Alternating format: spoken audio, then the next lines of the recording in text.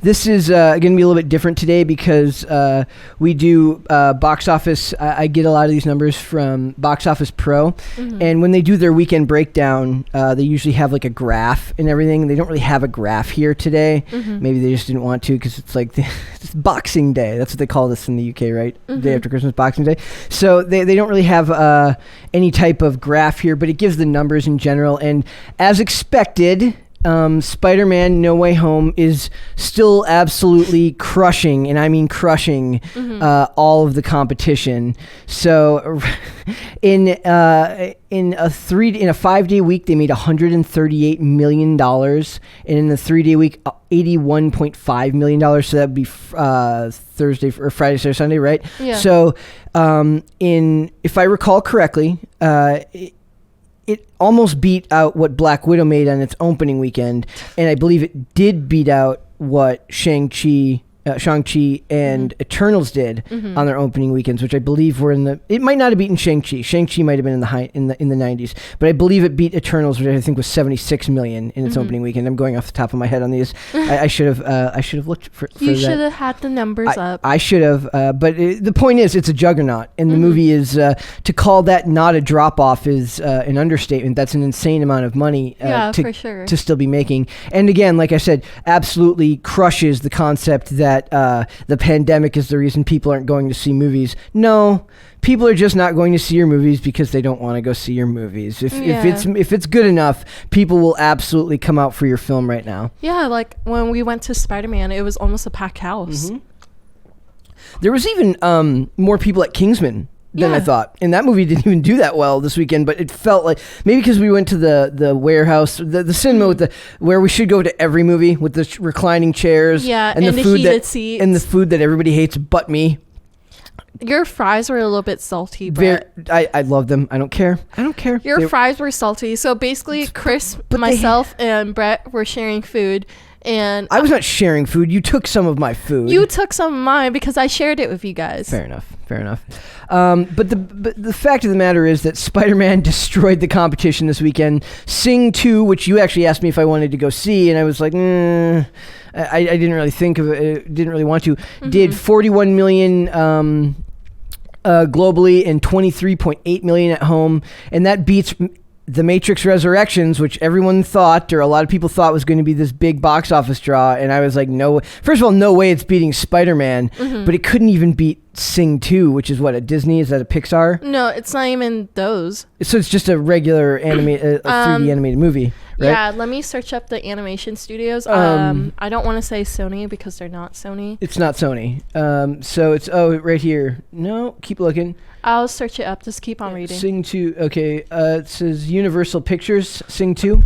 Yeah. No, it's Universal's. Okay. But they're called Illumination Entertainment. Okay. A lot of people. There's been a lot of hype. I know Neon and Geeky have talked about Illumination before. Yeah, because they're making a weird comeback with like animations, like after Shrek.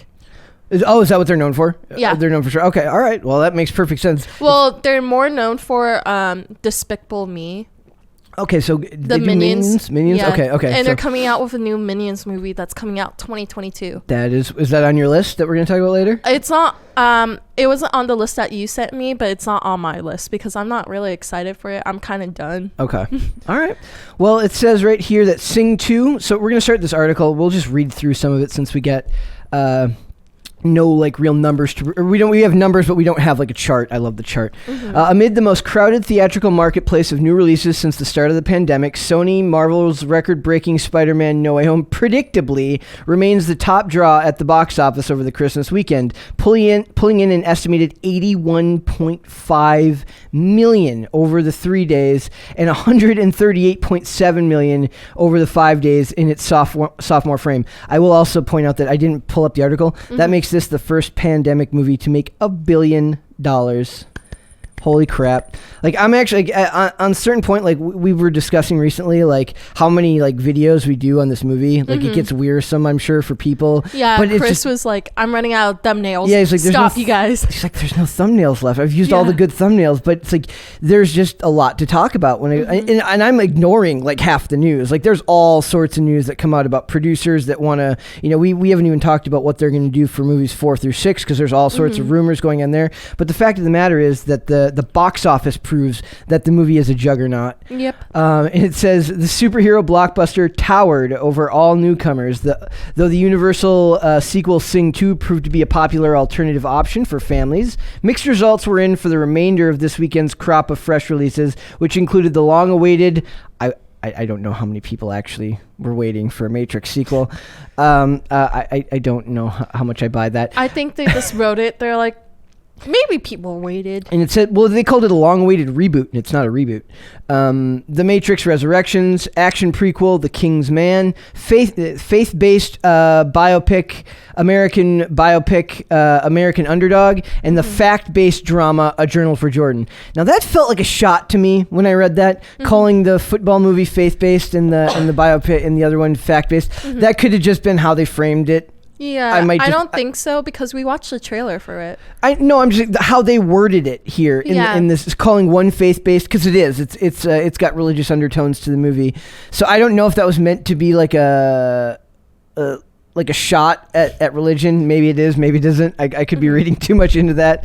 But that was the other, the fact-based drama, A Journal for Jordan. That was the Michael B. Jordan one. Yeah, I was asking you what it was when we were going to see. I had heard of it before, but I didn't really have any interest in I didn't even really see trailers for it. So, meanwhile, United Artists expanded the art house hit, Licorice Pizza to 786 locations, and you mentioned that you had brought this up. Like, this is that movie's got a very touchy subject matter. Too touchy subject matters. So I think that probably hurts.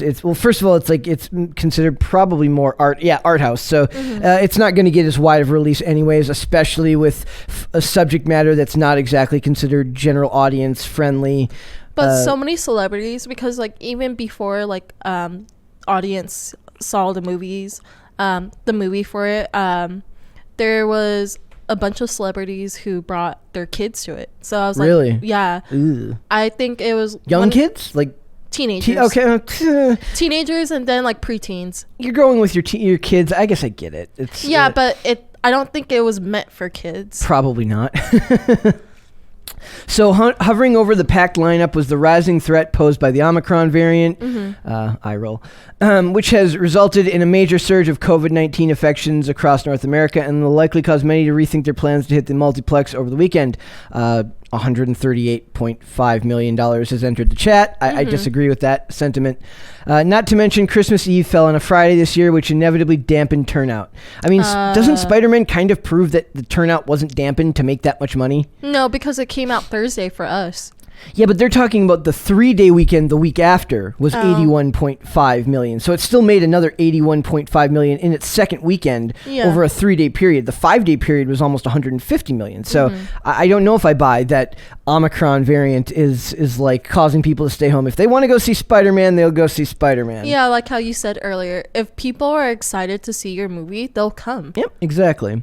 So it says, while falling short of the vaunted $100 million threshold, surpassed by only 6 films in domestic box office history, No Way Home's sophomore weekend is still impressive, particularly given the heightened state of the pandemic. So they're probably right in that sense. Like, if this had fallen at any other time when more theaters were open, not even if people are scared, but when more theaters were open, this would have easily cracked $100 million in its second weekend. Yeah, but it would. It just proves that you have to work hard to make good movies. You can't just put out trash and expect people to show up when there's any type of resistance. So Matrix. Exactly. And we will not even get into that bag again, because that is oh boy, I still don't know how I necessarily feel about that movie. Like I'm more annoyed now because I went back and rewatched the original Matrix over the weekend, and the whole time I'm watching it, I'm like, why did you have to go back and do this? Hollywood is running out of ideas.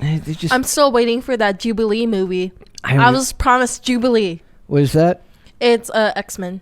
Oh, She's the girl yeah. that like every Yeah. time she touches any devices, it like sparks up. No Storm movie, no Jean Grey movie, No, Jubilee. no. Okay, all right. I want to see a punk rock little girl just making things spark up. That's what you want.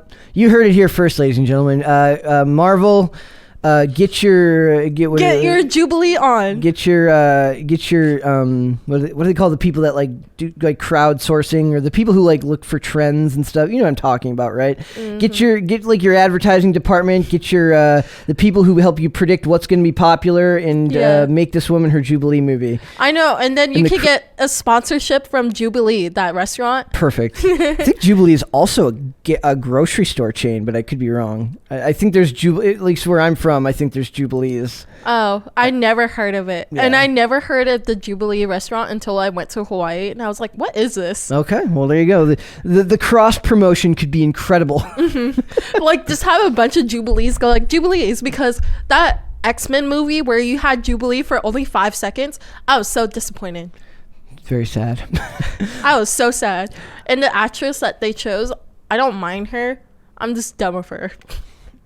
Who was it? Do you know who? She's the girl that plays To All the Boys I Loved Oh, on Netflix. It's a dumb Netflix movie. There's 3 of them. Okay. Basically, she writes letters to every boy that she fell in love with throughout her life, and her sister is like, oh, let me just mail it.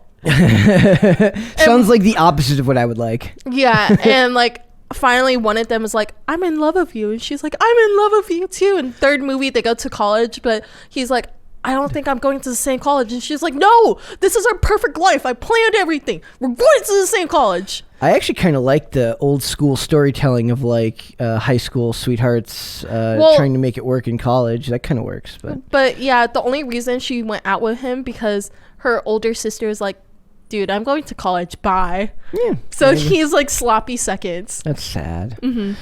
So it says opening in second place was Sing 2, which took advantage of the family-friendly Christmas corridor and posted an estimated $23.6 million over the 3-day weekend and $41 million since Wednesday, opening to 3,892 locations. That's a good haul. Mm-hmm. Those numbers include $1.6 million from November sneak previews. Okay. Well, the 3-day start is lower than the first film in the series, which grossed $32.2 million over the same weekend in 2016. It bears repeating that Omicron concerns likely depress turnout amongst family audiences, given that many children still aren't fully vaccinated, while children under the age of 5 aren't yet eligible to receive the vaccine at all. So they should just not live their lives. Nobody should live their lives. Well, they can just do what that... You remember when we went to see The Kingsman? Mm-hmm. That family that had their baby carriers? They should just do that. Go like, screw it. Let me just bring my infant into a movie theater. They should get soundproof baby carriers so that if they start crying, you can't hear them. But what if your baby... I know. As soon as I said that, I'm like, that's not a good idea. Maybe like, maybe they have headphones that can hear it. But outside the theater, anybody without headphones can't hear it. Mm-hmm. That would be cool. That would be cool, but then like it would be annoying because then they have to carry the whole baby carrier and they're blocking the screen and you're like, excuse me, I'm trying to see the movie. Sit in the back. Then we sat too close too. That was the other problem. That was the problem, but I still thought it was okay. No, it was a great movie. I enjoyed it. We're going to talk about it. So it says The Matrix Resurrections debuted in third place with an estimated $12 million over the 3-day weekend and $22.5 over the 5-day weekend from 3,552 locations. So that didn't even open up to as many locations as Sing 2 did. That's surprising. Because it's targeted towards kids, so they want to get that money. That's the lowest 3-day opening for an installment in the long dormant franchise by far, though the course of the film's day and date opening on HBO Max, among other factors, made that all but an inevitable outcome. That is true. The fact that we were able to just watch it on HBO Max clearly plays a large role in why this movie did so bad at the box office, on top of the fact that it just wasn't that good of a movie. Well, I wish the article like included HBO Max. Do we have No, that's one of the hardest parts about streaming, about the streaming era, is like these companies aren't required to give you numbers. So like when Netflix says this is our most popular movie of all time, you kind of just have to take their word for it. There's a site we talked about one day that has found a way to do general tracking. I forgot the name of it. It's not Kayak. But it's like a site that can. Kayak is for traveling. I know. But but there's a site that can do general tracking for Netflix and stuff. But who knows how accurate something like that is? I don't know, because like when Falcon and Winter Soldier came out, that episode that I told you where they had the police moment, they said that was the reported least watched episode because everybody was watching it and turned it off midway. Yep, I remember that. I did that. I remember that. I did that. I was so angry, and I was like, I'm not watching this anymore. I don't need this. I'm guessing that the viewers dropped after that in general. Did. So it says the overall cinema score for Resurrections was a B-, while the under 25 segment of the audience, which comprised just 18% of the opening weekend, gave it a B. Meanwhile, men made up the majority of the audience at 61%. I like these numbers. I like when they can get this specific about demographics. So it says internationally, Resurrections grossed an estimated $35 million from 75 markets, bringing its total to a gross of $47.3 million. That's nothing. Global tally. So the global tally is $69.8 million. That's just for a movie that likely cost as much as it did, well over $100 million. That's not very good. Yeah. And so then here we go down to fourth place, and this is as far as we'll go on this stuff. It says, landing in fourth place was the Disney-released 20th Century Studios titled The King's Man, a prequel to the popular Kingsman action series, which debuted exclusively in theaters, with an estimated $6.5 million over 3 days and $10 million over 5 days in 3,180 screens. That is so sad.